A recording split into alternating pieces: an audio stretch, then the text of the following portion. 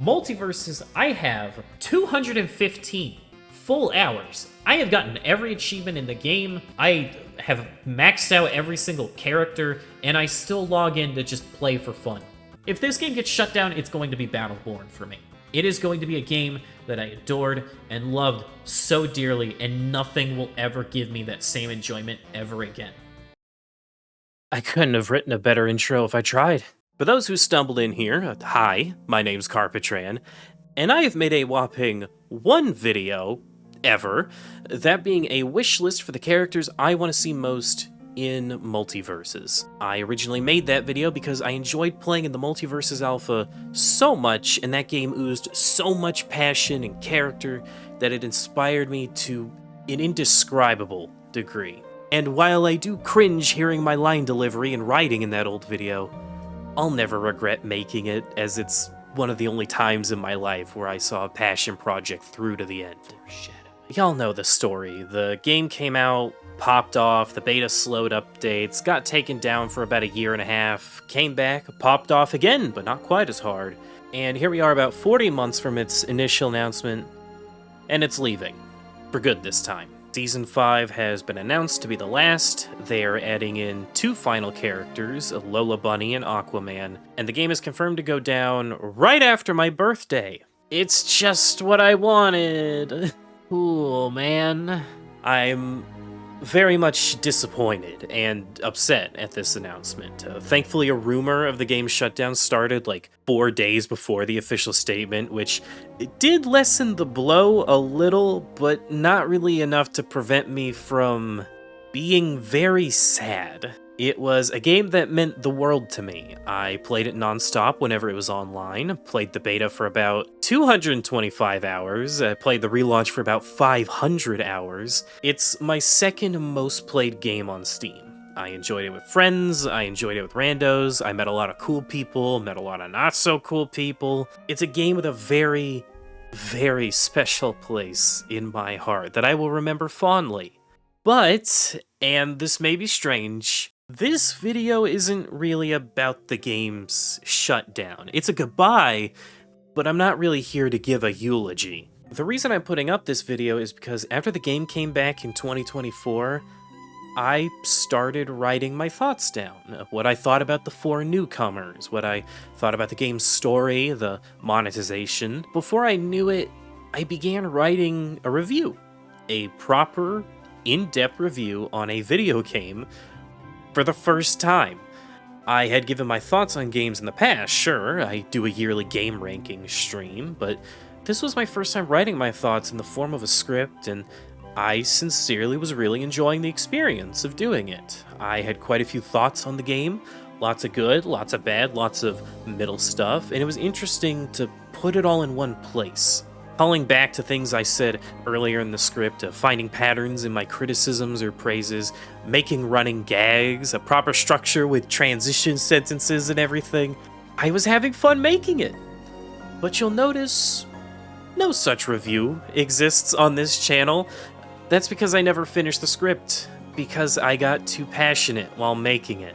I started writing that review in early June of 2024 and intended it to come out the week of Agent Smith's release.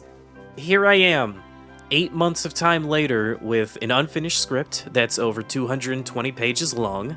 Why was it so long? Because I saw the content people were making on the game and I didn't like most of it. I felt that every review didn't talk about enough, they missed so many things. Why didn't they praise this area? Why did this thing get ignored? How can you criticize this but not that? Aren't you blowing this one thing out of proportion? But when it was my turn and I was trying to deeply discuss every facet of the game myself, I got too ambitious. Kept growing, kept snowballing, and eventually turned into a mess that couldn't be cleaned up. The review had gotten so in-depth and so big that I literally couldn't manage it anymore. I had callbacks to things that took place 6 hours prior in the script. How do you possibly organize or structure something with over 100 segments? And all of this was done on a channel that no one knows about. I'm not big. I'm not monetized. I wouldn't have even made money on this amount of work. beyond wasted time and effort, probably the most heartbreaking aspect for me is that, and I'm sure you guys have seen comments on that original video, this was like the 4th video in a row that I had to scrap that had a near completed script, and I had plenty more that I started working on but couldn't finish, and I've decided I'm just not gonna make live service themed content anymore. It's not worth it. You run a lot of risks in not being able to finish things in time. The games get updates so often that you can't possibly have a script done without it being instantly outdated. And if the game simply isn't popular, it's not guaranteed to last. It's just not worth the time and effort when you could be making more timeless things. I had a 70-minute Overwatch PvE video. That got canceled. I had my Multiversus wishlist during the beta. That got shut down. I had a fun video about a Roadhog rework for Overwatch, then he actually did get reworked. Mine was cooler though. I had an Elden Ring video, but then the DLC came out. Now that script's probably outdated to hell. And then there's my Multiversus review. That wouldn't have been done until basically its anniversary, which we aren't even gonna reach. Now my dumbass is looking at Marvel Rivals thinking, I could this, but no, I'm not. I'm not doing anything. If you want to know who I want Wasp, I want Yondu, and I want the Inhumans, specifically Medusa. What would they do? Who gives a shit? As long as Medusa's a vanguard, that's all I want. So, with the announcement of the shutdown, I've made a very difficult, but hopefully understandable decision to pretty much 100% scrap all Multiversus content I was working on. The review of the relaunch, my old Wishlist series that I never finished, and a variety of concept videos that truthfully never made it that far off the idea board, but there were a lot of them. But I don't just want to leave it there. As strange as it is, I got the urge to still give y'all something, and like June of last year, I started typing, and before I knew it, 12 hours later, I had a script talking about the videos that'll never be. If you think it's a bit odd to make a video about videos that didn't get made, I don't blame you. It is weird. But I sunk hundreds of hours of my time into writing these scripts, and now they serve zero purpose. My writing and delivery did improve because of what I worked on. I'm sure y'all can hear that. My voice is a lot better, and so whatever I make in the future will have been better for it. But still, this is kind of my way of coping with the time I sunk into these projects, as well as a last-second way of showing that, God, this game meant a lot to me. It really, really did. Despite how much it meant, though, this is glorified venting. I'm gonna be real with you. And while the review would have been fairly positive, I'm not over the announcement. It hasn't even been 12 hours since I found out about it that I finished writing this, so I'm gonna be a little bratty about some things, and to add to that, not even in the script, I said fuck it, and I'm voicing this the night after. It's 4 a.m. I woke up, found out the game's going down, poured my heart out for 10 hours with writing, and said fuck it. If I can't make quality in 8 months, I'm gonna make some slop in a weekend. So even if my wording sounds a bit bitchy, or if my tone is a bit tired, and you were someone who worked on or close to the game, just know, I played it for over 700 hours, and I would not have done that if I didn't love the game as much as I do. Again, look at this Steam lineup. More than Terraria, more than Payday 2, more than The Binding of Isaac. That's a Medal of Honor, as far as I'm concerned. Do you know what it takes to surpass Isaac? I played more Multiverses in 1 year than I did of Isaac in 10. I'll have timestamps on screen for when I talk about what, but I understand if this isn't what you wanted at all when clicking this. If you want to dip, go for it. I'm just sharing my feelings and experience. For those that choose to stay, this review was in depth like you wouldn't believe. I had about 9 hours worth of text written down, but I promise you it would have been at least 10 or 11 if I fully finished and polished everything up. I can't go into detail on every possible thing, obviously, but I do think it'd be fun to sort of walk through and tell you guys what it was going to be about. Showing bits of the script on screen if you care to read it. Might be lame reading it yourself since you're going to see jokes or edit concepts. Might not be, but this is what I wanted to make, and As we scroll by, keep in mind each of these sections you see, those are drop-down menus, each holding thousands of words. The final word count I had written up at the time of the shutdown's announcement was 118,070 words, 650,137 characters written down, about 220-something pages. I read out loud at a rate of about 205 words per minute, so yes, that's about 9 to 10 hours of writing right there. And you know what's funny? Despite all that, despite having so much to say, I could not for the life of me write an intro that wasn't just rehashing what literally everyone says about the game. It's Smash Bros, but with Warner characters. I couldn't come up with anything else. The intro just kind of walked you through a brief history of the game, and when I say brief, I mean it. In and out in like 2 minutes. I did this because it's a story people have heard 1,000 times with the beta getting shut down, and I just wanted to jump into what I felt mattered, which was the core gameplay. And the way I set this up was a little bizarre, but the video was essentially 2 halves. Just that the first half was only half an hour, and the second half was 9 hours. The first 30 minutes or so were supposed to be like an actual review of the game that any other channel would have made.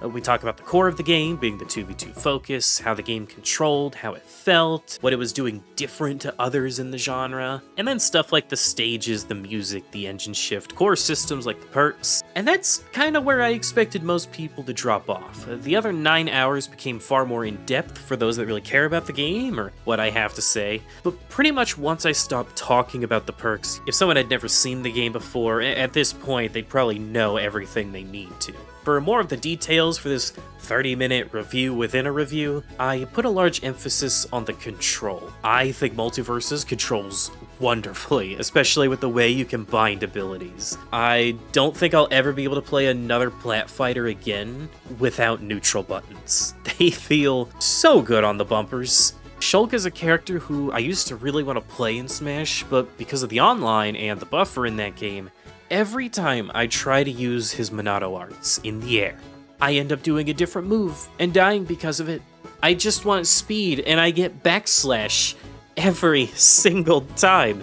It's infuriating, but with Multiversus, I pretty much never ever had a misinput. I thought the controls were great, even when people were up in arms about the 30-frame buffer. It never bothered me because I felt so in control of everything. Helping that was definitely the digital movement instead of analog. I can't go back to Smash. Multiversus and Nazby have completely spoiled me. Afterwards, I talked about the stages, of course. Poked fun at the fact that they call them maps despite the characters literally calling them stages. That whole section can be boiled down to, these aren't bad, but God, do I wish we had more variety. More asymmetrical layouts would have been cool, stages with more interesting hazards. A lot of stuff just ended up being Final Destination, but with a new platform layout. The Rift stages were fine. Obviously they didn't look great, but functionally they were enjoyable. But then there's the music. This was a section that wasn't even gonna be in the review, but I was listening to the soundtrack while working on it, and I just remembered I fucking love Multiversus' soundtrack, especially the adaptive tracks. Like, this is probably the gushiest I would have been in the whole video. I know the soundtrack was something that got criticized back in the beta, but even if I didn't like those tracks, the relaunch really took that criticism to heart. The Teen Titans, Samurai Jack, Gremlins, and Powerpuff Girls all had insanely good, upbeat, frantic tracks. There were also the Eliminate remixes, which, while heavy on the EDM for a lot of people, I wish some of these got in the game. They're super underrated to me, and I enjoyed writing about them. After the music is when I began discussing what was probably the largest debate topic behind the game's speed, especially with the shutdown announcement. That being the transition from Unreal Engine 4 to 5. I will be honest, I actually argued for this change in the review, because if they were going to implement rollback, it was probably easier to start over entirely, rather than add it to a pre-existing game that wasn't designed with it in mind. Some games take literal years to implement it, so for Multiversus to do it within like 2, I was shocked. And whatever people want to say, the online experience was pretty much flawless on my end. Something that I would have discussed in the review is the fact that I live in Texas, which, although not to my knowledge, apparently stereotypically has horrendous internet. But even then, I was able to play wirelessly on my Steam Deck against a friend in Iceland wirelessly on her PlayStation, and we never had problems. There was also me talking about the visual overhaul, which originally I didn't get why they did this, but something I did tackle and kind of realize as I kept writing. If you're going to slow the game down, zoom the camera in, make the models bigger, it just makes sense that you'd want things to look nicer since it's so much more apparent. That being said, it looked basically identical, and if anything, a lot of the colors got washed out. Yellows in particular, like Jake and Morty, just didn't look good. Some things did look better, like the shininess of Wonder Woman's armor, but it really wasn't that much of a visual upgrade. It was kind of hard to write about. How do I explain to you that Harley Quinn's chin or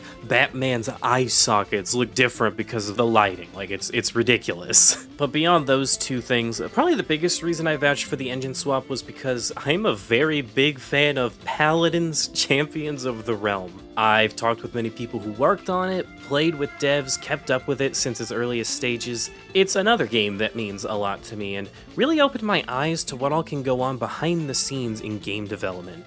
Which is why in much of this review, I tried very hard to make sure no work was left unappreciated. Hey!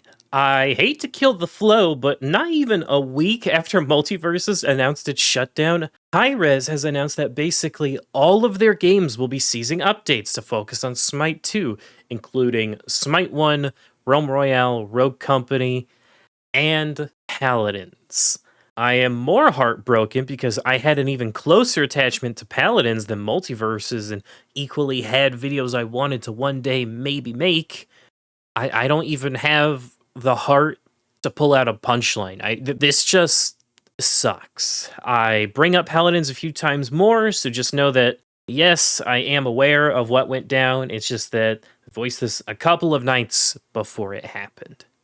PFG's a very talented team to me. They are, especially anything on the art end. Paladin's team is also talented. What their game is running on Unreal 3, and while that was fine 9 years ago, that game is coughing and wheezing more with every update. I thought Unreal 5 would provide an element of future-proofing, and that might be like a stupid non-dev angle to have, but I would hope it would prevent stuff like how Unreal 3 games don't perform well on the Switch and have to be delisted. I thought Unreal 5 could make it so a decade down the line, the game still ran great on new platforms. Yes, I genuinely believe the game would last a decade. Please don't laugh, I'm aware of how dumb I am. In fact, I'm gonna go ahead and squeeze in here now. The haters, the Doom posters, the realists, I suppose, is how I'll put it. You were right. I was wrong. I was coping the whole time. I was wrong the whole time. I don't regret having faith, but yes, I do feel... Well, no, I shouldn't say I feel dumb, but I certainly don't feel smart. Thankfully, none of my friends have been rubbing it in. It would have been very easy to do so, but I think they do understand how much this game meant to me. Back to the engine, while it struggled for a lot of people, the game actually ran great for me, and it had a 240 FPS setting, which was a big criticism in the beta that I don't think people remember, the fact that it was locked at 60. So as someone with a 240Hz monitor, I liked the engine change. Do I think it was worth it? It could have been, I'm sure. I appreciate all the benefits it brought, but when the beta ended, it was just getting to a state people liked, so depends on who you ask. I'm sure I could see arguments for both sides. But after the engine discussion is when I really started digging deep and comparing the relaunch to the beta. The speed, camera, character models, dodge system, pacing, spiking, attack decay, cooldowns, the frame buffer, the anti-camping systems, all the new mechanics, and a lot of this was added months after the relaunch, so this section just got bigger, and kept expanding. But to rapid fire these, I didn't mind the speed change. Beta Multiversus was a spam fest and would even hurt my hands to play sometimes. It was still great amounts of fun, but when you fought someone good in the beta, that's when it stopped being fun. That's when it's like, I'm hitting 50 buttons a second and I'm losing. I hate this. Still, I would have been happy whether or not they changed it, and I definitely don't think it was nearly as bad as people made it out to be. I didn't mind the speed change. The camera, however, oh my god, too zoomed in. even after they kept changing it to zoomed in. I was constantly getting hit by stuff off screen, and in some cases, it nauseated me because of its insistence on following every tiny movement. It's like watching a kill cam in a shooter with someone that clearly has their sensitivity too high to be comfortable, and it just kept following, like, every just tiny little movement, every shake, you could see them breathing. Like, it was just way too much for me. Nubia's neutral special in particular shook the camera in a way where I would get nauseous if I played her for long periods of time, because I'm just so good and I kept landing neutral specials. The larger models definitely didn't help. I didn't like how the characters didn't feel accurate anymore because of how huge they were. Morty's height next to Rick is especially a huge stinker to me. He's way too tall. I am sad though, because one of my favorite bits in the whole video, one of my favorite jokes, was when I was talking about character sizes, on how, like, I could still look past it like I do with Smash Ultimate, because in that game, like, you know, those character sizes don't bother me, like Ridley, Olimar, or Dr. Mario. And then I was gonna edit Dr. Mario to be like 3% taller than regular Mario. That is a joke that I would just keep giggling to myself for like 7 months on that one joke, because I think the idea of Dr. Mario being 3% taller and being like kind of bothered by it, but not really, I think that's hilarious. And I think that's hilarious, and I'm sad I'll never get to do it. I'll never get to do something, and I can't do it now because I've just explained the joke to you. So if I ever did something like that in the future, you guys are gonna know. Like, you're gonna know about it. So now I never get to do it. The dodge system, I did like more. To go into detail why, I don't think it matters. Pacing, I liked less. You died way too fast in the relaunch to me. Why am I dying at like 30 from center stage? Surely enough, Iron Giant clips killing people at 0 to where I guarantee you I could just look up anything about Iron Giant and put examples on screen. Mirror Man will make that especially easy for me. Parries, though, I ended up liking more than I expected. That was a very fun section to write about. I'm someone who typically really hates defensive play, so being able to just put my hands up like, hey, I was wrong. This was cool. This is fun. I actually really like this. I'm actually having fun using it. That was definitely an interesting thing to kind of discuss and write about. Same with dash attacks, not quite to the same extent, but I didn't know how well it would work just adding a move to every character in the game. I was wrong. It ruled. It was sick. Dash attacks were amazing feeling. I'm still shocked they worked out as well as they did, but they eventually kind of became my go-to. I'm sorry, I'm the annoying Taz player who kept spamming dash attacks the whole time. I have so much Taz dash attack footage, don't you worry. Iron Giants in particular, one of the funniest animations in the game to me, just conceptually, I love it. The weaker spikes is something that I never saw anyone talk about. Maybe it's just a result of the game being slower, but spamming down air and getting cheap kills, way less effective. I had a lot of fun writing about that just because it was something people didn't really talk about. Those moments where you're just spamming down air, like just 2 people back to back to back, barely happened to me in the relaunch. It still happened, but usually it was like at silly times, like when the score is like 3-0 and that poor person's just desperate. They really are. Next was attack decays removal. I actually didn't pick a side. That was another interesting thing to kind of get to write about. Sort of presenting the pros, presenting the cons, just giving you the information, letting you come to your own conclusion. And then the rest was pretty much just info, but I will say the 2 major systems added after launch, auto-techs and shields, hated both of them. Auto-teching might actually be one of the worst systems I've ever seen implemented into a PvP game. In the original script as a whole, I like to think of myself like I'm decently nice throughout the whole thing. It's definitely more positive than negative. This section, I couldn't have a positive angle. What the fuck was this? As for shields, I ended up liking them more than I expected, but they were indeed the final nail in the coffin for me. I started playing significantly less. There's a stat tracker online, and the average match duration increased by like a full minute to a minute and a half for every character across the board. The game was slower than ever, and it was just too defensive and campy for me. The shields were so strong. Shield breaker attacks, however, sick idea. Love it. More games should have attacks that are like specifically designed for you to come out of block with. I love that. Maybe they do. Maybe I do and I just don't play enough games. Now here's the thing, the truth of it. I could have had this review out if not for what came next. That was all the gameplay stuff, but after I wrote a 5 to 10 minute section on every single fighter in the game. Let me make that clear. Not a 5 to 10 minute section talking about all the characters. 5 to 10 minutes each. There are 33 characters in this game, 35 with Lola and Aquaman. Yeah, this is a large reason why the script was as long as it was. I believe this takes up about 3.5 hours, and I didn't even finish every character section. It probably would have been 4.5 to 5 hours once everyone was done.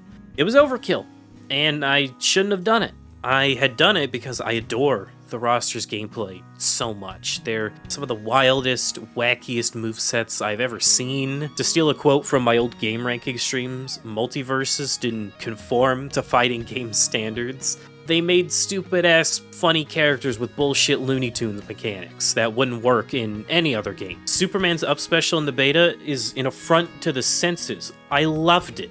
I loved it so much. But what's funny about me writing so much about the characters, especially the newcomers, they had longer sections. My biggest problem with the relaunch as a whole, nearly all of the newcomers dropped the whole wacky 2v2 design philosophy, and I don't really get why, and I'm never going to understand why now. But in every single character section, both for newcomers and many of the veterans, I just kept wondering where the 2v2 stuff was. Jason is such a sick character addition, but he has the worst 2v2 mechanic in the entire game, by far, when he could have had cool stuff. Something I really tried to avoid in the video, but I had to use it here. It was the one time in the entire script where I used the word lazy. Because genuinely, where's the multiverses in these characters? It killed the hype for new fighters for me because they just felt like newcomers in any other game. Nubia's moveset could have been a Smash character. Raven's moveset could have been a Fraymaker's character. Samurai Jack could have been an SB2 character. Not to say those games have poor designs at all, but they just didn't feel like multiverses to me. To quickly summarize the sections I had on each of the characters, just the newcomers, don't worry. Joker was cool. It was kind of fun to kind of analyze him, because he's labeled as a mage, but he only has 2 projectiles, but then I eventually had this epiphany. He's a ranged character, in the sense that he doesn't really have projectiles, but he's entirely comprised of disjoints. That was a very satisfying conclusion to come to. And he's fun, you know, he has a lot of damage over time stuff with the confetti and the flower. He had a Luigi misfire on a projectile, which is just the funniest thing I've ever heard. And he just had some cool move concepts, like with the curtain. I grew a large appreciation for him over time. I didn't really get him for the first few seasons. Next was Banana Guard, who I liked. I know many people hated his inclusion, but apparently he was meant to represent that truly anyone was possible, and I think that was effective. You know, who cares how small your character is? With a basic enough moveset, they can work. Next was Jason, who, the visual design, unbelievably cool. The moveset, it's alright. His neutral special is probably the most genius concept in the game, considering his character, and he was very satisfying to predict people with since you had so many grabs, but he had a lot of problems. He was a character that got bullied real easily, but then he turned around and killed you in like 2 or 3 hits. And while funny, I'm not as fond of characters like that these days. Heavies deserve to be more engaging. That being said, easily the best sound design in the game. They took a mute character and filled him with strings and stock screams and these amazingly crunchy sounds. It was really fun to just kind of show more appreciation for the sound design. And while I may have hated his 2v2 mechanic, it didn't stop him from doing cool stuff in the mode. He's still a wicked inclusion that I had fun with, even if there was a lot I wish they did differently. And then there was Agent Smith. I know it's hypocritical, because he's like the most simple character here next to Banana Guard. This is my favorite character in any plat fighter ever. Oh my god, I love him so dearly. This is like Launch Day Cat Dog in NASB 1, or spamming spells as Hero in Ultimate for me. I could play him all day long. He was the only character that made 1v1s enjoyable for me. I will say I did have a bit of a structure problem. You know, do I talk about the game modes with the rest of the gameplay, or do I talk about the game modes after I talked about the gameplay? But if there was anything I would have made clear, it's that I didn't really like 1v1s. Smith showed me how fun they could be, and it was kind of fun to sort of take that concept from earlier and kind of flip it on its head. Because of how much I played him, he was the first character I maxed out. I had a lot of bits where I didn't really get him at first, and then he became my main, which was a very fun kind of experience to go through. I was gonna gush hard in his segment. He's a very, very fun character. I'm gonna miss him a lot. Then you had Jack. Didn't really care for him. I love the writing I did for his section because it was one of the first times where I got to be super negative. And I know I shouldn't take pride in like bashing something, but it's fun. You know, there's a small part of us that always likes writing negatively about some things. I didn't think he was broken or overpowered like a lot of people did. He just wasn't a fun matchup as anyone. You could be playing anyone on the roster, and it's just not fun to fight Jack. It reminded me a lot of Min Min in that regard. In fact, I even bring her up because I talk about how, like, you know, I could suggest 50 different nerfs to Min Min in Smash Ultimate. She's still gonna play like that. She's still gonna do those things. She's still gonna hit you from over halfway across the stage. Why bother nerfing her? Still, I did get to talk a little bit positively about him. You know, I didn't completely hate him. He had some cool moves. The kick was a very satisfying thing to land. The Beetle Portal was a very cool animation. And he definitely had it a lot better than Beetlejuice. Beetlejuice had cool ideas and some of the most fun movement. I thought his animations were a bit lacking. I didn't like that they kept repeating a lot of the concepts in his moveset. A lot of his moves were just super simple and not as zany as I would have expected. And I could look past that, but I think what especially hurt was killing with him was not a fun experience. He had the worst hitboxes in the game. And it's funny because as for how in-depth I wanted to get, I actually didn't plan about talking about hitboxes. I always felt that was something people blew out of the water. I very much strongly believe that if hitboxes were accurate to visuals, not just here, but like in any video game, people wouldn't play PvP games. They'd all suddenly feel like shit and none of your stuff would ever land if things were like perfectly accurate to the model and animation. But holy shit, he was non-functional. You would just phase through people, like literally phasing through them.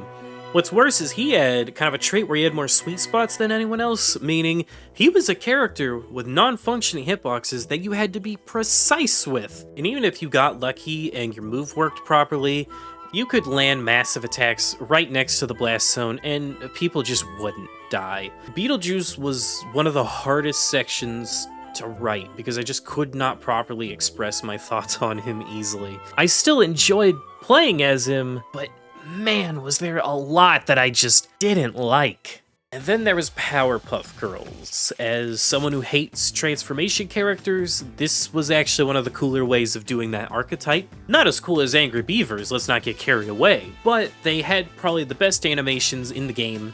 I liked how all three girls were actually able to get hit and that they all come together for nearly every attack, or they kind of like react to each other.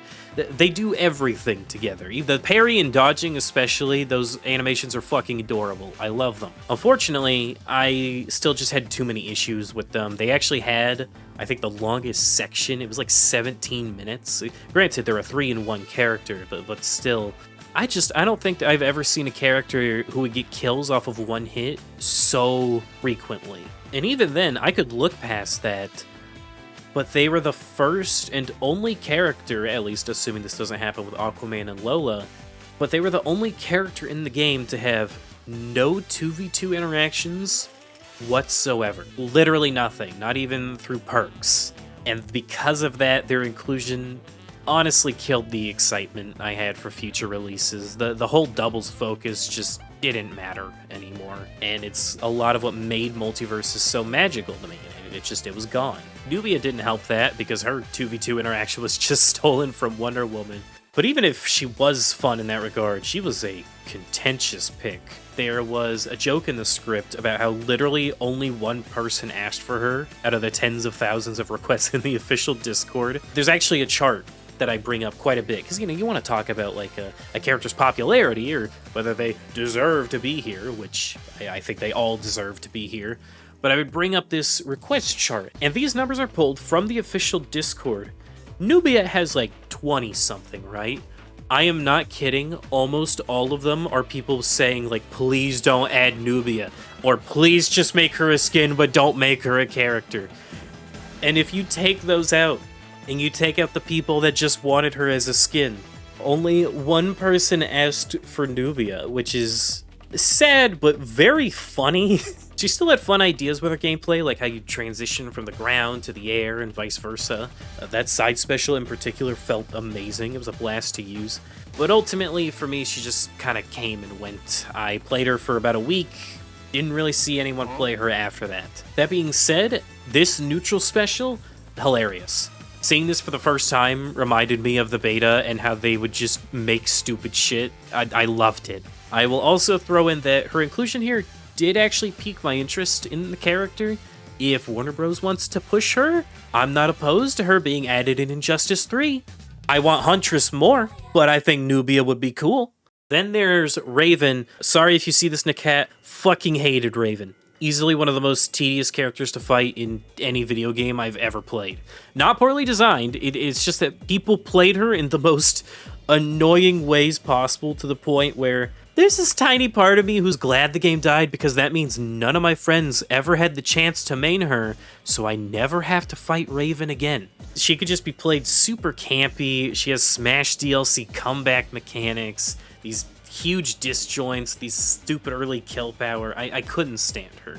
The worst part is that she was definitely the best designed character in the lineup. Like, she had the most interesting 2v2 centric stuff of all the newcomers. I finally got what I wanted, but I hated her with every fiber of my being. Happy for those who requested her. I know she was a popular ask, but her release nearly gave me an aneurysm.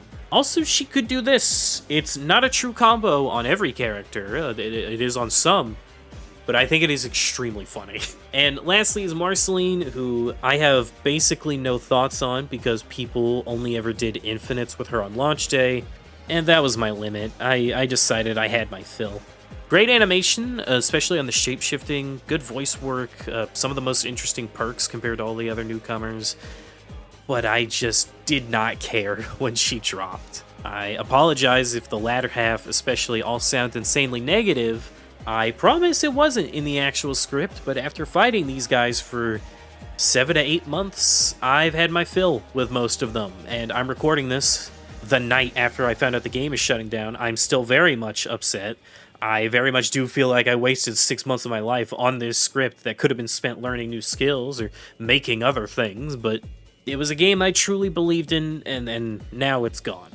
To end off the newcomers, I will say I did talk about how I thought the picks themselves were cool. There are a lot of amazing ideas. I love them all in the moment, but the movesets didn't feel nearly as imaginative as the beta, which led into me criticizing how a lot of the old cast got treated with reworks, and yet again, I should not have written about this to the extent I did. I should have just written about who got what changed, but instead tried to give everyone several minutes of time, because I just didn't want a single stone left unturned. Taz in particular has so many mechanics removed. I had this whole bit about all the things they took out from his kit. It's like a comedic amount. Velma's reworks took a lot away that she had in 2v2s. The megaphone was one of the funniest moves in the beta, and it was just gone. It wasn't nearly as fun.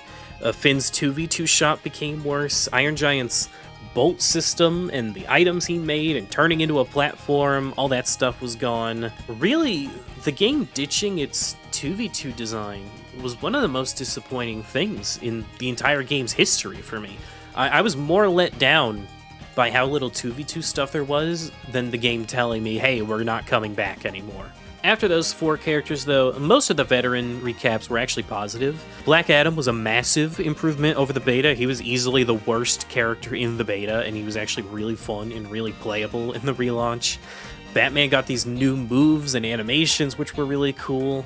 I got a massive appreciation for Garnet, and I'm sad that whole section will never get seen because she's easily the least talked about character in the game, and it felt nice giving her some much needed love and attention. Steven Universe in general is an even easier bullying target than Multiversus, to the point where this is an official promo image for the game. Also, something that was really funny, I worked on Garnet's section, and I told myself, you know what? That was fun. And I actually really like Garnet now. I think I want to finally watch Steven Universe. 2 episodes later, they took it off Max, and I can't watch it officially anymore. Thanks, man. That's real cool. Then you had Rick and Morty. Voice actors did a great job. I'm really excited for Season 8. They were also characters that I learned to appreciate better. I actually played Arya this time around, which I never did in the beta outside of bots. You know, that's a feat. And then there's the Gremlins, which something that was fun to write about was this stupid theory that I have had and I've been thinking about for almost 3 years now. And if a dev sees this, I have to know, were Gizmo and Stripe originally a transformation character? I have to know. I have to know one day, because there are just so many similarities between the two. I've unironically been thinking about that a lot, and most of their section was dedicated to just pointing out how similar they are. If anything, I wish I actually treated them better, because they're very fun characters. Gizmo is, at least. I wasn't really into Stripe. After the veterans, you can see it here, I actually thought about talking about the game's balance, but ended up scrapping it. Nothing too special, but it did discuss how I wasn't fond that the devs were so willing to just delete important traits of a character. Stuff like Wonder Woman's lasso being given a cooldown over and over, or Finn's kick and gem, two of the most important moves in any character's kit in the entire game, just being removed entirely with nothing really to sort of slot back where it was. The beta had a huge problem like this, where the moment something was too strong, they just slapped a 10-second cooldown on it and called it a day. And it was very upsetting to see that trend carry over. And even though I have this labeled as scrapped, I think I would have kept it. I do. I think I would have kept it. Afterwards, I talked about the game modes. Obviously, I liked 2v2s and didn't like 1v1s. The rest actually ended up changing more than anything across the launch's life in terms of my script. Multiversus put a lot of focus on updating and adding modes people wanted, so my sections about the local matches or the training lab or private lobbies, arena mode was sick, but all of these portions were very standard reviewy. I would critique some things, I would praise some other things, and then I gave a conclusion, next mode, and I did that for all the game modes, basically. I will say there was a moment here where, no joke, I spent about 4 hours playing local matches on random because I believe there was some kind of weird, fucked up way on how picking random characters worked. I hypothesized that it took the amount of skins you had into consideration. So if you had like 8 LeBron skins but only 2 Jake skins, you had a higher chance of getting LeBron. And to properly test it, I played 250 matches in one sitting, 1,000 instances of a random character being picked, and then calculated their percentages. Now, I was wrong, but it was a fun experiment. It's kind of fun to sort of have this thing in a video where it's like, I wonder if this really works the way I think it does, and then going off on this adventure to just make sure you don't sound like a dumbass. Also, if any developer of any game ever sees this, when a person picks random, please do what Smash Ultimate does, where I can't get a character a second time until I've gotten everyone else on the roster at least once. I know this sounds stupid. I talked about it in that original script. When a person picks random, they don't actually want it to be random. They just want a new character every round that they play. I don't care if getting Agent Smith 3 times in a row is mathematically possible with true randomness. I didn't want it. Why did you do that for me? The odds were so small. After the game modes, of course, I did talk about rifts, and this was not simply pros, cons, conclusion like the rest of the game modes. I'm gonna be honest with you, I actually did play every rift. I maxed their events every time they came around. I got at least 1,000 objective stars. I'll put however many I got on screen. That being said, this was the most negative part of their script, by far. Like, again, it's pretty positive. I do try in my heart to be as like fair and appreciative as I can, but I hated the Rift dialogue. I thought it was terrible. So many cool story concepts you could have done, but instead it's very basic, very safe, very boring, and worst of all, the characters didn't really act like themselves. I don't think Batman would just shrug off Raindog letting his gem fall into Joker's hands, or Finn being okay with Batman's no-kill rule. The Adventure Times just kill anything that's even a minor inconvenience, and I think Finn wouldn't understand why Batman's just letting this fucking maniac get off scot-free. I think there's a lot of like fun, interesting character stuff there, and honestly, there's so much I had to say about the writing, I can't even summarize it. Maybe another day, maybe another rant, but it very much felt like wasted potential more than anything else here. Then I discussed the gameplay of the rifts. You know, they're glorified bot matches, but I do enjoy it well enough. The presentation, which I barely touched on the UI in that original review, I wanted to, but it's like I just didn't know where to squeeze it. But if I was gonna do it, it would kind of just be here. This is when the stack blows and I'm just piling on stuff I didn't care for. And then most of the rest of the review would have just been focusing on the cosmetics. I like the announcers we got. The pricing didn't make any sense, but I did enjoy the performances themselves. And I did get a Foghorn announcer, which made me very happy, being one of my most wanted characters. Though I wasn't fond of how many lines don't get used. He in particular had a lot of bugs where he'd talk over himself.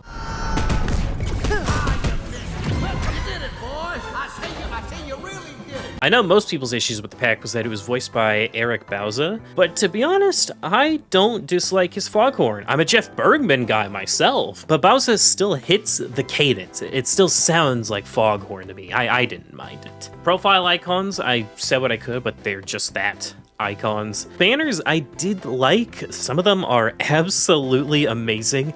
I would kill for these to be full-blown desktop or phone wallpapers. Then ringouts, I loved. They were easily my favorite cosmetic, even more than the skins, as you'd see them every match, you could use them on any character, and they were filled to the brim with super smooth animation and cameos from so many different characters. That being said, the one I used had pretty much none of that, as it's just the toxic explosion, because that's one of my favorite episodes of Rick and Morty. Though, I think the best one in the game has to be the Scooby Snacks ringout for one simple reason. That's the Be Cool Scooby-Doo design. Easily the most hated iteration of the whole franchise. Something I would have praised in that script was the Multiversus' team being okay with shining a spotlight on what's seen as lesser parts of a franchise in online spaces. Everyone and everything deserves to be acknowledged. You get a Teen Titans Go stage, a Be Cool Scooby-Doo ringout, a live-action Black Adam skin. I'm half expecting Lola to drop with a Wabbit variant, who knows. Next were badges, and I like them. I wish some of them got a bit sillier, like how many mystery machines you call in as Velma, or how much gold you collected as Finn, but displaying your stats for others to see, that's just always a fun concept. Emotes, I don't really care for in games, but some of these were pretty cool. I especially like the ones that alter your character, like Jack's blindfold. I really wish we got one with Smith where he takes off his glasses. That would have been so sick.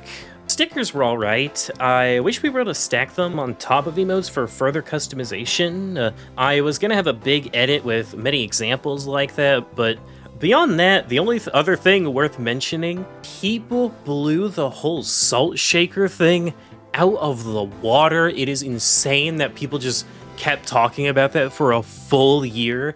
It's not that serious. Relax. And then, of course, variants.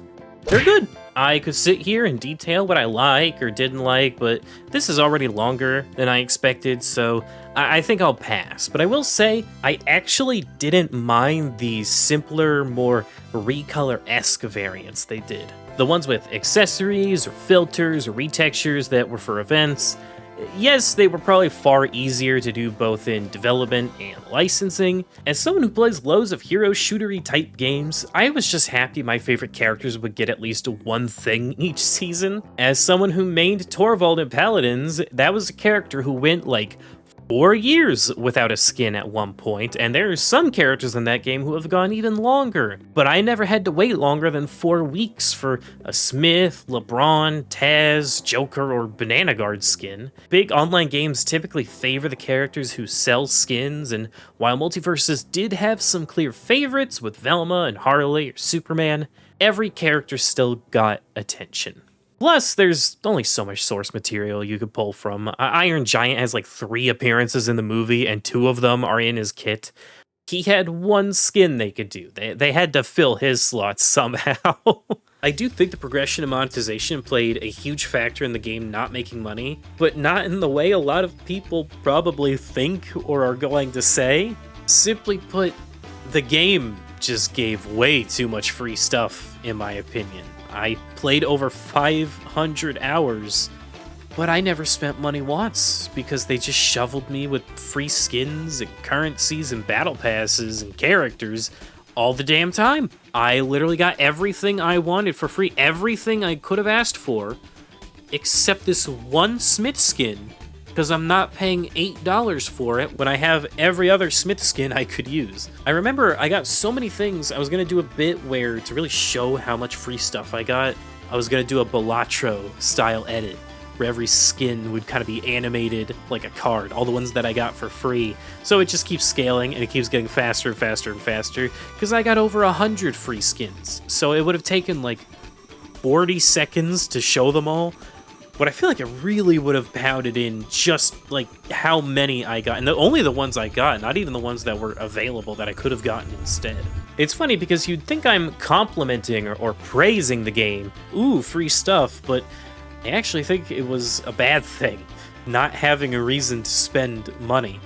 Honestly, the day they announced that the Battle Pass would refund itself, I wondered how long we had because of Paladins. They tried that and everyone loved it, but you know what happened?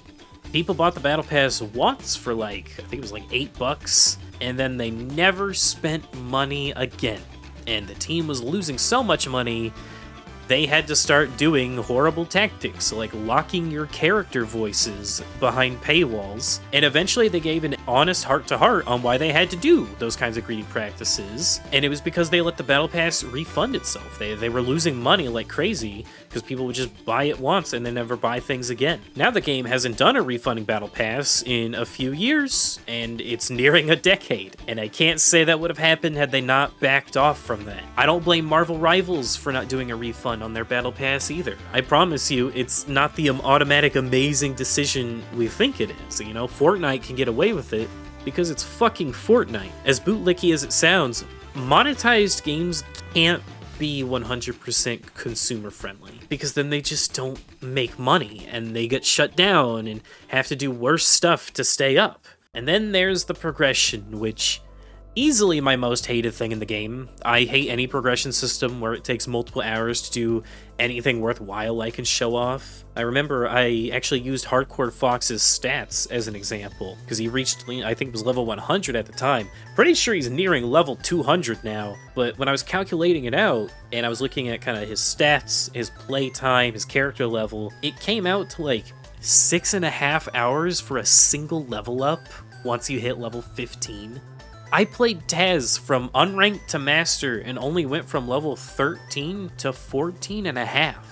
It just took too long, and I hated that. You couldn't even show off your levels anymore, which also sucked, but funnily enough, I still defended the character unlocks. And the reason that's funny is because of the infamous, oh, it takes 40 hours to unlock a single character, which just wasn't true. And I'll level with you. A big reason for me wanting to make the review in the first place was spite, because blatant misinformation was being spread around like that, and yeah, it kind of got on my nerves. The game just got bullied from every angle to the point where people were flat out lying about it, and then you just had these huge circles of people getting mad at things that just don't exist. Even then, though, when they improved on those systems, it was just never enough, and there was always an if or a but attached to basically any improvements. Then the last few things, we're almost at the end now. I had a whole segment talking about perk currency and how that system needed to die, and the community dug itself into a hole by demanding it not being given out anymore because they want characters, they don't want perks. It doesn't matter now, but yeah, no, it was a horrible system. I don't even know why it existed, because it was so impossible to get perk currency. And it's funny, because whenever I brought that up with someone, they would be like, oh, well, that's because they want to, like, make money. It was the one part of the game that wasn't monetized. It was just time-gated for no fucking reason. And then, one of the stranger things that I really wish more people touched on that was interesting to write about, a lot of the progression had intertwined the PvP and PvE. Often you'd be flip-flopping back and forth. If you wanted a skin to unlock a PvE level, you had to do a PvP event. If you wanted characters so you could play online with your friends as like the newcomer, you had to go play rifts to unlock them faster, and there were so many more layers to it. It was actually a mess to write about. It was great for someone like me who played both modes, but I'm the minority. PvP and PvE progression really have to be separate. I don't really know if there's a game that manages to intertwine them and have it work. But after that, the video would wrap up with a bullet point list, which Comedically enough, this is a list of things that I couldn't fit anywhere else because, yes, I really just pushed it that far. If this video did come out, and maybe even some of the people will feel this way just off the way I'm talking, I promise you there would have been so many people saying I'm glazing the game, or PFG, because the stuff that people mostly point out and criticize was never really the stuff that bothered me. Not only could I just look past most of it, because I just don't think it was as impactful as a lot of people say, but then again, I was clearly wrong as the game's getting shut down. But I'm a very silver lining kind of person. There's always something positive to find in a negative situation. When it comes to things that are considered bad, like games or movies, there's always a sign at least one person cared about what they were making. If there's something that's considered a masterpiece, there's always something to criticize and improve on. Much of what this review was that part of me and my mind, that silver lining part, just pushed as far as it could possibly go. But probably the funniest thing to me, and I know I say a lot of this is funny, but really this one, I'm still trying to crack my mind at. I could never write a conclusion. I would sit there for literal days, potentially weeks, and not once could I summarize how I felt about the game as a whole. I gave plenty of conclusions for the individual segments, but when it came to the game as a single package, I was stumped. I was so insistent on finding the good and the bad and the silver lining, I lost track of my own opinions. I still very much enjoyed my time with Multiversus. Even at its absolute lowest, I never gave up on the game. I wouldn't flaunt toxic positivity around, but I would always tune in for events. I watched content creators throughout its entire life, even when it was offline. I was introduced to some insanely cool people, if I may. Sansuke was a massive inspiration for my review. Her Nasby 2 review, incredible. Please go watch it. It is essentially what I wanted to make here, but in an actual watchable time frame and format. RPS FGC, such a sick guy. He made the best Multiversus content in my eyes, the highest quality content. He gave me feedback, he gave me motivation when I needed it most. I'm very much looking forward to seeing what he makes down the road for other fighting games. Plenty of incredibly talented players too. I'll be real with you, Multiversus had some ass players. Like, just some of the absolute worst you have ever seen. The easy bots looked like fucking grandmasters. But then you had people like Q Quirky, who was a Bordy player. You had Wolfsight, who was a Rick player. You had Void.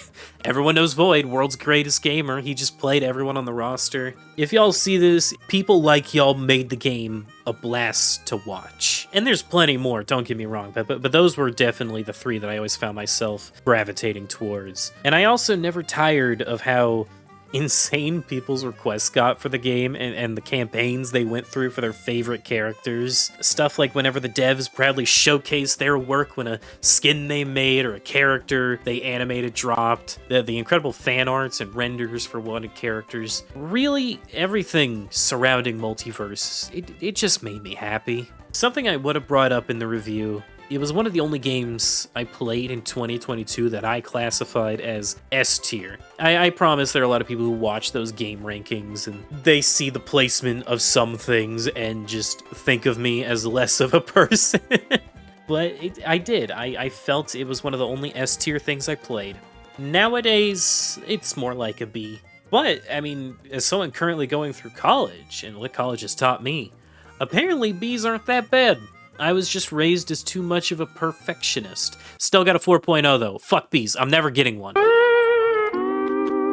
Multiversus was and will always stay a very inspirational game for me. I mean it. I poured my heart out writing this review, and it hurts. It does. It hurts that it's never going to come out. It's never going to be finished. I suppose I'm happy that at the very least it got cut off in the scripting portion. If I had finished scripting it and had spent several days, if not weeks, voicing and splicing the audio, and I was halfway done editing, and then the shutdown got announced, I think I would have cried. Not even think. I most definitely would have. Now, while that is the bulk of what I wanted to talk about today, the review was not the only thing I had to scrap, as something y'all no doubt expected and wanted from me were the future parts of my Multiversus wishlist. For the people who have been wanting me to make part 2 and 3, this is about as close as you'll get, as I'm about to run over all the things that I had written about. Something that would have been brought up at the end of the review, and the reason that I never made that wish list. I had become more interested in what Multiversus presently was, as opposed to what it could be or could have been. But that never stopped me from working on the wish list entirely. It's just that I wanted to work on something else about its current state a lot more. In fact, I already had made the graphic for the stage wish list and even intended to do a second character wish list. One of the largest criticisms of my original video is that I had a bias towards Cartoon Network characters, and y'all were right. The reason this happened was because I only wanted to make segments where I had something fun or interesting to say. I didn't want to write about a character unless I had a move set that I could visualize in my head. Because, for example, I wanted Osmosis Jones on that list. I can't think of an Osmosis Jones move set. It's been like 15 years since I've seen the movie, probably longer since I've seen the show. And I felt like if I had to go out of my way to re-experience that property just so I could maybe come up with some ideas, maybe I didn't really want the character that badly, and I felt it wouldn't have been fair to include them. This happened with quite a few characters, and I ended up replacing a lot of them with Cartoon Network characters. Hoss Delgado, Captain Knuckles, Prohyacinth Vamber, those were all characters who weren't originally on the wish list, and there were a few more. I believe most of the bottom row characters, which were intended to be like simpler ones, they weren't originally going to be there. Instead, you would have had someone like Willy Wonka. He was one of the 6 characters on my very first wish list when the game got announced in 2021. I can't make a faithful Willy Wonka moveset. I can't. A blueberry debuff, I guess, a fizzy lifting drink recovery. Maybe his somersault from the beginning of the movie when he fakes the limp can be like a down attack. I don't know. There were just too many characters that I found cool but had nothing to say about. You know, obviously I wanted more that was on my wish list, and I think I unintentionally gave the impression that I didn't want other characters. Like, oh, well, Daffy Duck wasn't on here, so he doesn't want Daffy. That's not true at all. I fucking love Daffy. I like Foghorn more. But I would have been happy with literally anyone. I mean it. There's not a single inclusion where it's, ugh, that character. Why? Why would they do that? I mean, maybe when I first heard about Nubia, but I warmed up to it basically immediately. You know, you tell me this character has suplexed a Manicore and has like a magical lightning lion and like this shape-shifting magic spear. I'm down. I'm absolutely down. Now, she didn't do any of that in-game. Stages, however, I had no shortage of stage ideas. I had so many I wanted to do, and I had this really fun idea for the presentation. In the first part, in the first wish list, the character silhouettes would flash white, zoom in, do a Smash Ultimate style reveal cut, but Smash never really did something like that for stages. So I had the idea that between segments, it would almost be like a game menu, like you're selecting which level you want to hear about next. It was going to be animated, it was going to have sound effects. I could definitely pull it off, especially now since I've gotten better with my editing program and I now have the full version of my editing program, which is exciting. I already knew what song I was going to use. I was going to use the Subspace map theme because I love it and it felt perfect as like a level select theme. It was going to look cool. It was going to play into what a more website style Multiversus UI could have been with the lightning bolts and the comic dots. However, presenting the stages did pose to be a problem because I don't really have the artistic skills to create anything more than green lines on an image. I can't do a Sanzuke style deal where she actually drew up how the stages would look aesthetically. But I figured a faded PNG of a vague enough background and some lines on screen, that'd probably be enough, right? For the stages themselves, I originally only had 10, but as time passed, I ended up getting quite a few more. I wanted to expand on the series that were in my original wish list, as well as franchises currently in the game, and even franchises that weren't in either. You weren't going to see me put in stuff like Harry Potter or Mad Max just because I don't really care for those movies, but there was some stuff like Wacky Races or Tiny Toons. To start, in a match Ben opening the character wishlist. The first stage I had was the inside of the Omnitrix from The Ultimate Sacrifice, which is a bit of an infamous episode. And there would be these DNA strands that could alter your character, kind of like a combination of how it looks in Ultimate Alien and the 2016 reboot. In the reboot, the DNA were in these giant tubes, and Ben is able to transform despite being in the Omnitrix by phasing through the tubes. So you would see a tube with Pyronite DNA, jump through it, dodge through it, you get fire attacks for a short time, you know?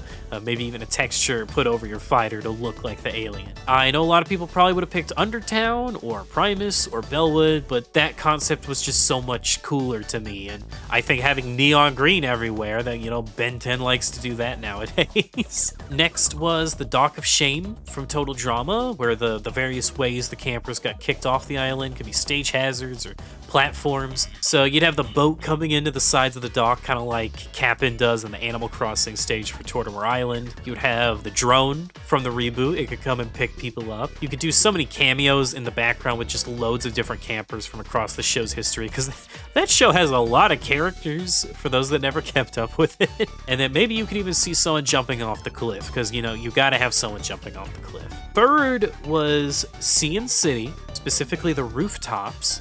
Those bumpers between shows and between the commercials, they're so nostalgic for me. I would have loved it even more if it was a simultaneous love letter to those original bumpers, as well as the version of the city that appeared in OKKO. I remember especially wanting it because there weren't enough crossover stages to me. I wanted more stuff like Trophy's Edge or The Court, where there's a variety of franchises cobbled together, you know? And Sea and City just had so many iconic and fun locations. So we can diss PlayStation All-Stars all we like, but crossing over the stages was the coolest idea they had, and it sucks that more crossover fighters, crossovers in general, just don't do that. Similarly was Jellystone, the town from Jellystone.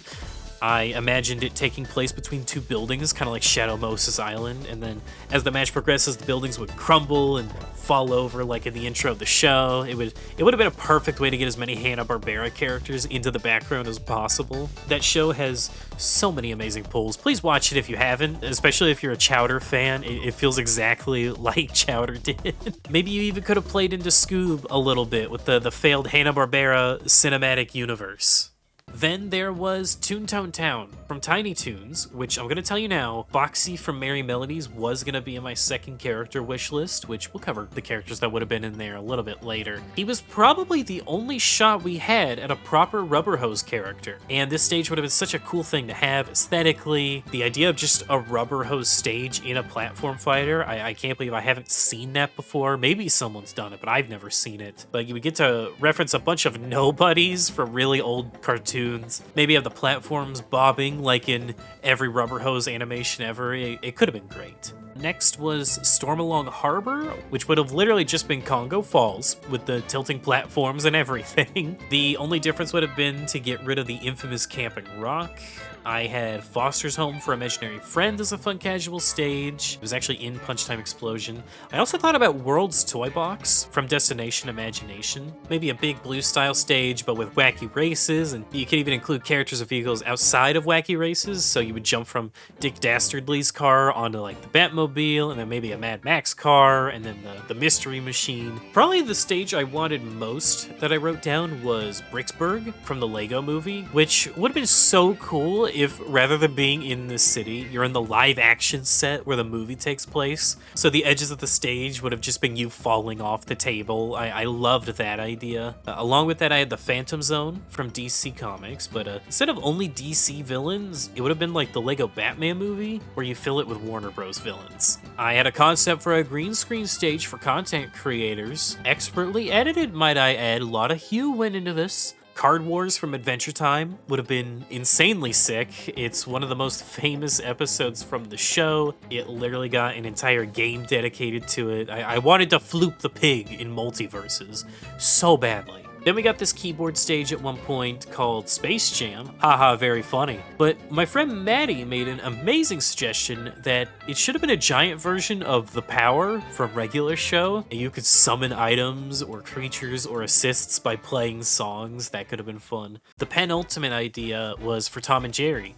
because Tom and Jerry stage concepts aren't easy. But if there's any that I wish I could have had, it would have been a stage based on designs on Jerry. I believe there was a leak for Cat Concerto, but I like designs on Jerry. It's one of my favorite Tom and Jerry cartoons ever. I called it Schematic Skirmish, and you'd be fighting on a blueprint that gets drawn on like the Swap Note stage in Smash. And then lastly, I know what I said about Bricksburg, but easily my most wanted stage was Daffy's Rhapsody. One of the greatest Looney Tunes shorts, in my opinion. It's the best the characters have ever looked in a 3D space. I adore it. I had a fun bit about like the worst movie night rotation known to man, which were all the movies that these 3D shorts were attached to. Look at this garbage lineup. I love it. I imagined it like a Sally Stage Play style layout with cardboard props and confetti gunshots, floating cloud platforms held by strings, and it would have been the only time in the wish list where I brought up the riffs, because an Elmer Fudd boss here would have been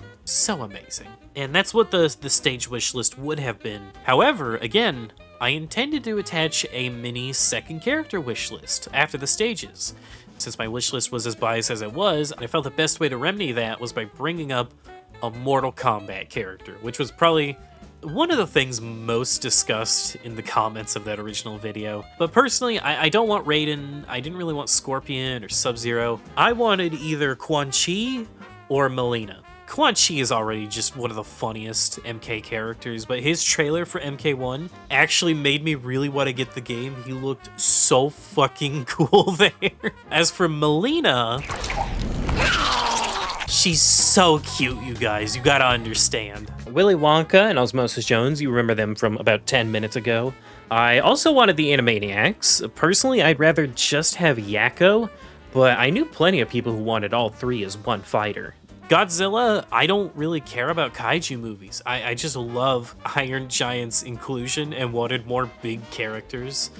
I remember years ago someone suggesting that Godzilla's voice should be an off-screen newscaster, kind of like a makeshift announcer. You're a genius. I don't know who you were. You're a fucking genius. Austin Powers would have been funny. The Warden from Super Jail would have been one of the coolest characters, animation and concept-wise, because it's just shape-shifting, but way more insane than Jake and absolutely even more insane than Plastic Man. The Warden is fucking crazy. Rapid fire time: Space Ghost, Brack, Jerry Smith, Ace Ventura, Captain Planet, Foxy from Merry Melodies, Generator Rex, Aquaman, who I did get, at least. I hope it's John DiMaggio voicing him, but I mean, hey, it's the one guy between both wish lists that I actually got.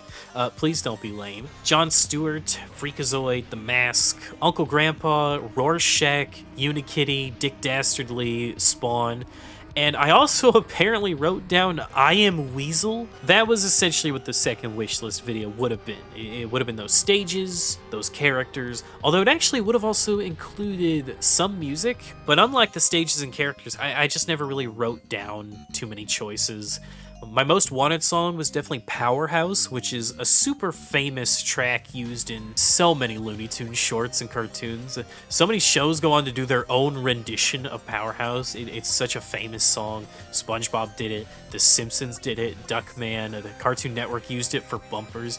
It was in Pizza Tower, which was one of the biggest surprises when I played that game. I was caught so off guard by it. But beyond that, I had only written down a few songs. Music definitely didn't make it as far as more characters or stages. Everything is awesome. Any songs from the Music Meister special, Magilla Gorilla would have been a funny remix. The Superman theme song, as well as like putting in the remix of Quad City's Space Jam back into the game because it was just removed for some reason. The only other songs I wanted were pretty much anything from Rick and Morty that isn't what we have in the game now. I had quite a few critiques for the Rick and Morty content in the game that unfortunately will never get expressed, but the show has so many underrated aspects to it. Amazing backgrounds, super fluid animation. They'll design and rig these characters that are only going to be used for like half a second. And something pretty much no one ever talks about is the music. And I don't just mean the licensed stuff. You know, I do still like For the Damaged Coda, but one song that I especially love is A Bit of Pasta. You know, the whole point of that episode is it's like The Sopranos meets Voltron. And so you just have like this cowboy bebop-y ass saxophone playing in the background. You have like this really cool synthwave track for the Battle of Blood Ridge, which was amazing. I wish more people talked about the music. And I think they would have made for such amazing tracks in Multiversus. I even would have taken an orchestral version of the more emotional tracks in the show. Kind of like how Lost in Thoughts All Alone got a remix in Smash 4, but instead for songs like Unity Says Goodbye or Tales from the Citadel. The next part was items and assists, which is really funny to look back on because assists just don't exist anymore. I really thought they were going to be bigger, especially after Tony kind of asked people like, hey, what assists do you want? But we only ever got 2. The ones I had written down were Master Shake doing a shake power if he wasn't a character, Henry Hawk spawning chicken legs, Red from Foster's Home acting like a thwomp or grabbing people with hugs, Michigan J Frog doing his famous kick, which I'm not the only person to think of that, but that should just tell you how amazing of a concept it is. Jaro from DC Comics, which for those of you who don't know, there's one guy who really wanted Jaro in the game enough to where Jaro is at the top 10 most wanted characters. It's very funny that he managed to end up there. Mr. Nimbus from Rick and Morty, he controls the police, as we all know. It would be fun to bring back the old cop car that Velma used to have.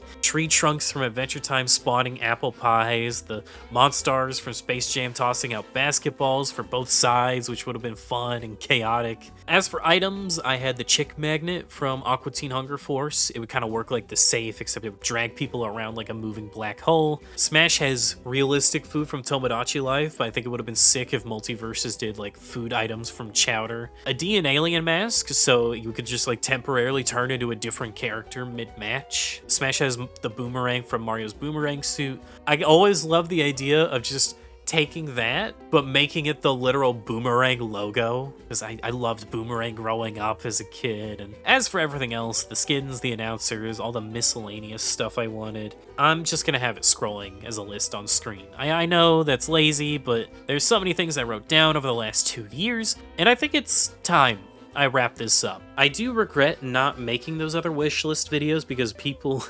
really wanted them, and I really wanted to make them too. But if you read the pinned comment, you would know that I started working on another video and I started college for real, but then college took priority and then that video had to be scrapped. It was the Overwatch PvE video.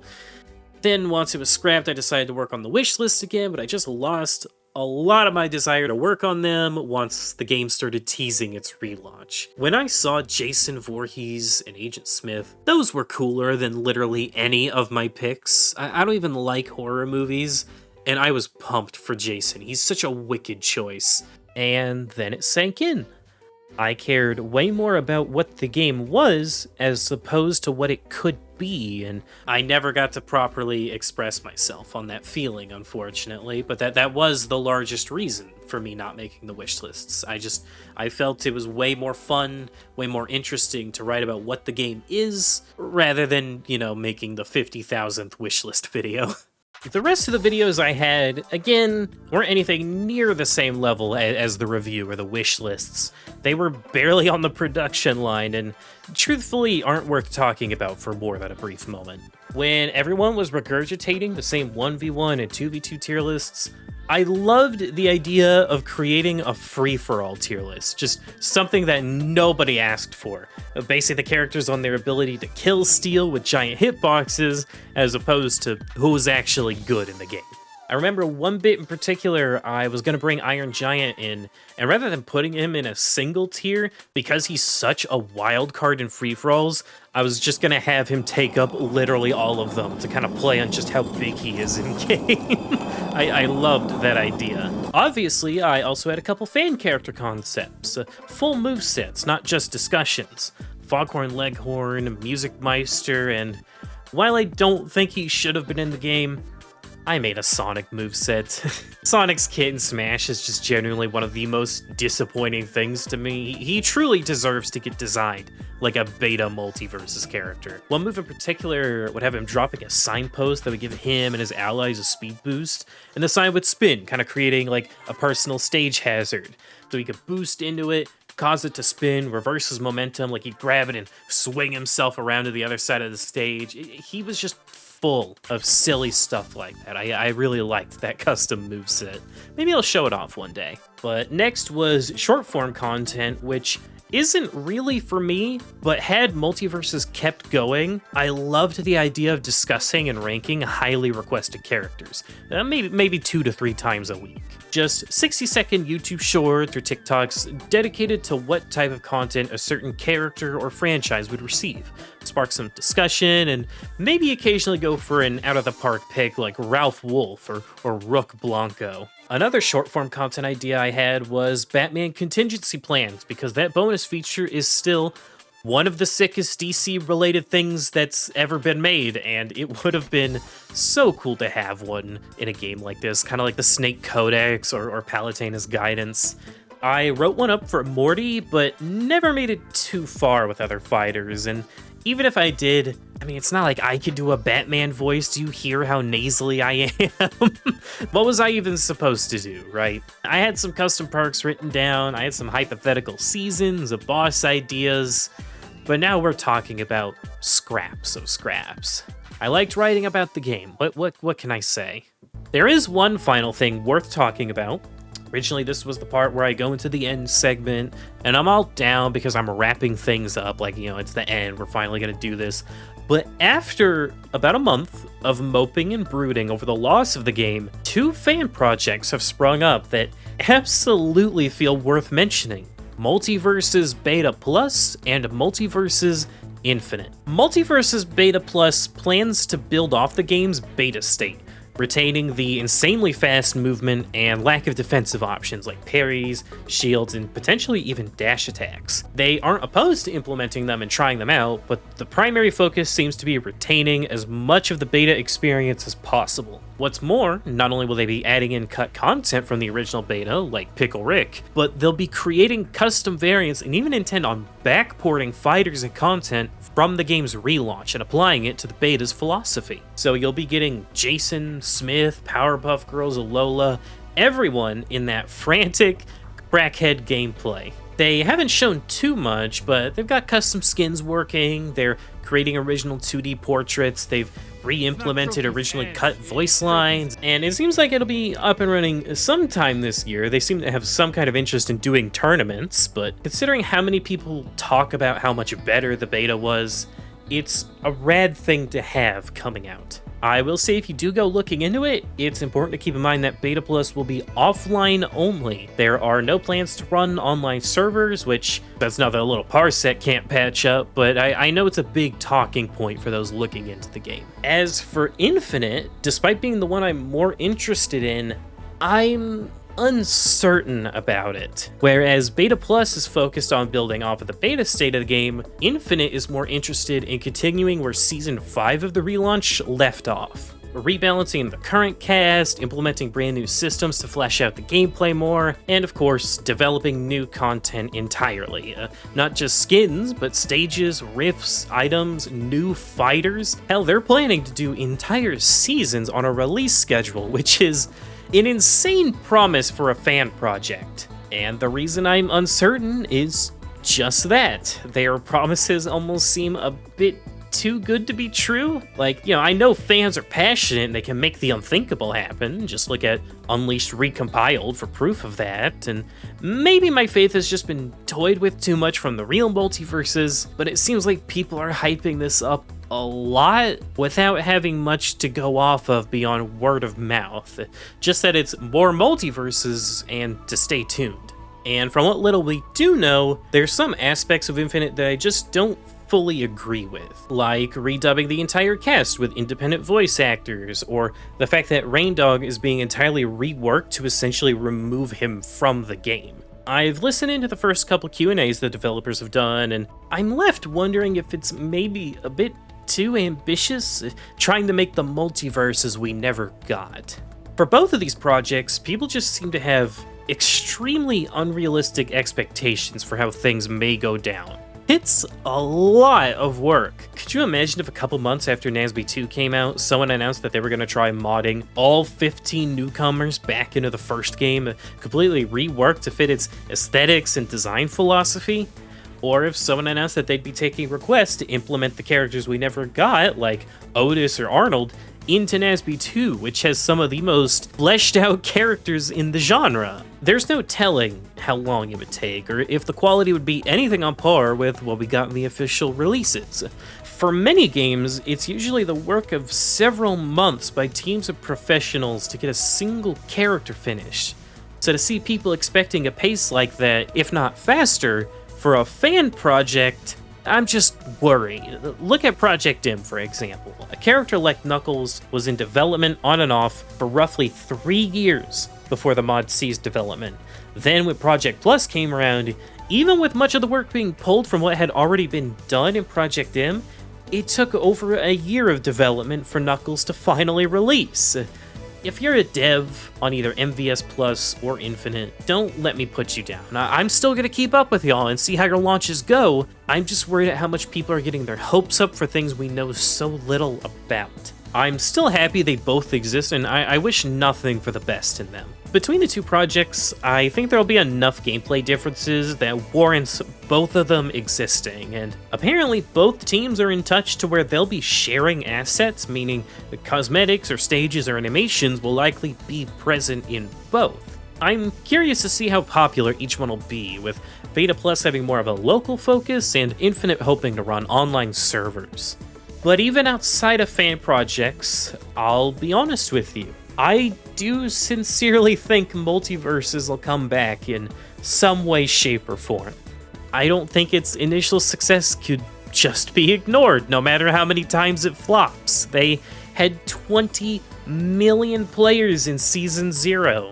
Surely that many people can't be wrong, nor can a corporation shove aside those kinds of numbers. Whether they try Multiversus 2, or a third launch, or an entirely new genre, I do think some form of it will return one day. Even if it's just an auto battler mobile game or a kart racer, I don't think the concept or the IP is completely dead to us. I'm not expecting anything anytime soon, but a good 5 years down the line, when Smash 7 starts wrapping up, who knows? So, with all that done, what's in store for the future for me? I have no idea. I will say, if you've made it this far, don't get the wrong idea about my ego. I don't believe my video concepts are something people give a shit about.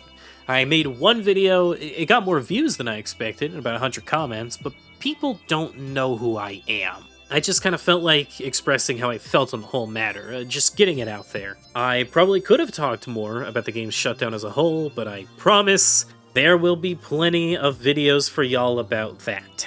This was a video more about letting projects get out of hand and letting your own love of something completely blind you. Going forward, I definitely have more interest in making review content as opposed to wishful thinking or wishlist videos. I very much enjoy expressing my thoughts on things, and have even begun writing reviews on Backlogged to sort of fill that desire if you care to go read them. I do have other videos I want to make. I have like 80 concepts written down. I don't know when I'll start, but hopefully I'll be making 20-ish minute videos instead of multi-hour long passion projects. Just a few examples. I really want to talk about the Viva Pinata TV show. I want to talk about the Dylan's Rolling Western trilogy. I may say screw it and talk about the Rabbids games because I love them. Who knows what's coming next. Just know that if I do start making more videos, they'll hopefully be more consistently released, and they'll be what I focus working on in my free time. I do actually have half a terabyte of footage and clips that were intended to be used in the Multiversus review. I don't feel comfortable just getting rid of those and deleting them, so I think perhaps one day I might do a giant clip dump of everything I ever did. All the funny kills, all the cool kills, all the weird kills that I didn't deserve. I most likely won't, but it's a fun thought, and I may do it a year down the road on what would have been the game's 2nd anniversary. Or 4th anniversary if you count the beta. Until then, I do stream on Twitch. I'm hoping to do it a lot more this year than last year. I barely played anything last year because I was working on the review. I will actually be streaming Season 5 on the day this comes out if you care to come watch and chat. I don't know how much I'll play, but at least a couple hours, I would say, to try Lola and Aquaman. I also think I'll play on the final day of the game's life, possibly on my birthday, and maybe try and get a win with every character. But after that, as awful as it is to say, I think it's best that I just don't think about the game again, if I can help it. If I have any regrets, it's definitely having too much ambition, which, I mean, hey, I can relate to PFG in that regard. I should never have attempted to make these videos as big as I initially wanted to, even if some of my biggest inspirations in terms of content creators make these massive reviews. I was a fool to try and do it on my first go. Even if I do wholeheartedly feel it would have been the best thing I ever made, I got carried away and it snowballed out of proportion. Beyond that, one of my biggest regrets for sure was not getting an Agent Smith trading card. They made these for events and giveaways and such, and I wanted one of Smith more than anything. I am not joking. If you have one and you don't want it, I will buy it off you. Price it reasonably, though. I don't have a job. I'm in college. There was actually a contest they did at one point where it was you try and get a high score, like a high win streak in 1v1s, and then you submit your recording and get put on a leaderboard. I literally got 5 wins, which I know isn't a lot, but I submitted it, and that would have been enough to get sent a few trading cards. The final results came in, my name's not on there. I guess my submission didn't send properly, and I was devastated. But I think that's it. I do apologize, as this video isn't really a good showcase of my personality, the more mellow side, sure, but as I said, this is a glorified vent post. Multiversus, I'll love you, even if no one else does. I defended you at your lowest, and I'll remember you at your peaks. I'll probably still play you every now and again when my friend Jonathan comes over, but beyond that, you gotta spot my heart, spot my top 25 games ever made, and I hope those who worked on you go on to put their talent into new projects. I'm about ready to move on. I'm gonna shove these scripts into a folder, never to be seen again. I will throw in here at the end, if you were curious how the Overwatch video would have turned out, I did fully complete the first 2 segments of it to show to a few friends for feedback. I'll have it linked in the description to give you at least something higher quality to watch, but that's it for me. I hope you'll have a wonderful rest of your day, night, or evening, and take care. Whether you choose to look at this like some lesson to be learned about ambition, or you shook your head at me the whole time over a dumb passion project that didn't pan out, I hope it was at least an interesting listen. Thanks for tuning in.